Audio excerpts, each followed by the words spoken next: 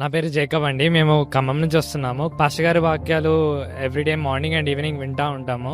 నా ఇంజనీరింగ్ కాలేజ్లో ఆన్ క్యాంపస్లో జాబ్ రావాలి అనుకున్నాము. ఎందుకంటే మేము ఫినాన్షియల్గా కొంచెం ఇబ్బందిలో ఉన్నాము. నాకు జాబ్ రావడం చాలా అవసరమని చాలా ప్రేయర్ చేసుకునేవారము. ఆ ప్రేయర్ చేసుకునేటప్పుడు ఒక మంచి కంపెనీలో నాకు జాబ్ వచ్చింది ఆన్ క్యాంపస్ ప్లేస్మెంట్స్లో. చాలా హ్యాపీగా ఉన్నప్పుడు కంపెనీ నుంచి జాయినింగ్ డేట్ రాలేదు.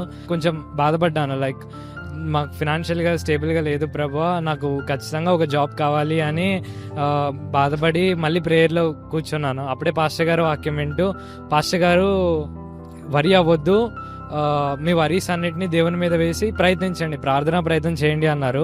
సో నేను ఈ కంపెనీ ఆఫర్ వచ్చినా కానీ మళ్ళీ అప్లై చేయడం స్టార్ట్ చేశాను. హండ్రెడ్స్ ఆఫ్ కంపెనీస్కి అప్లై చేసినా నాకు ఏ రిప్లైస్ రాలేదు.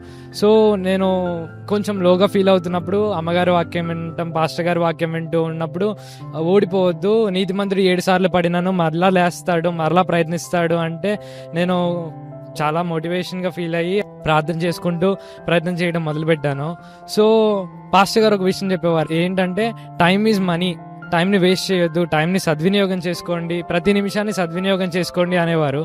సో నాకు ఏ ఇంటర్వ్యూస్ లేకపోయినా, అంటే నేను రెస్పాన్స్ నాకు ఏది రాకపోయినా కానీ నేను ఇంటర్వ్యూస్కి ప్రిపేర్ అయ్యేవాడిని, ఎప్పటికైనా యూజ్ అవుతుంది అని టైం యూటిలైజ్ చేసుకునేవాడిని.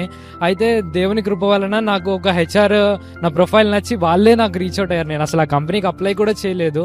అయితే అది చాలా పెద్ద కంపెనీ. నా ప్రొఫైల్ నచ్చి వాళ్ళు ఇంటర్వ్యూ నీకు పెడతాము అన్నారు. నేను ఇంటర్వ్యూ ఇచ్చాను. ఏసై కృప వల్ల ఇంటర్వ్యూలో నేను సెలెక్ట్ అయ్యాను. నాకు ఆ జాబ్ ఆపర్చునిటీ వచ్చింది.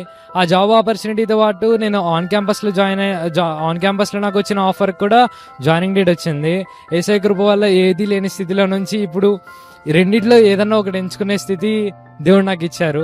ఒక టాప్ కంపెనీలో సాఫ్ట్వేర్ డెవలపర్గా నాకు పొజిషన్ ఇచ్చారు.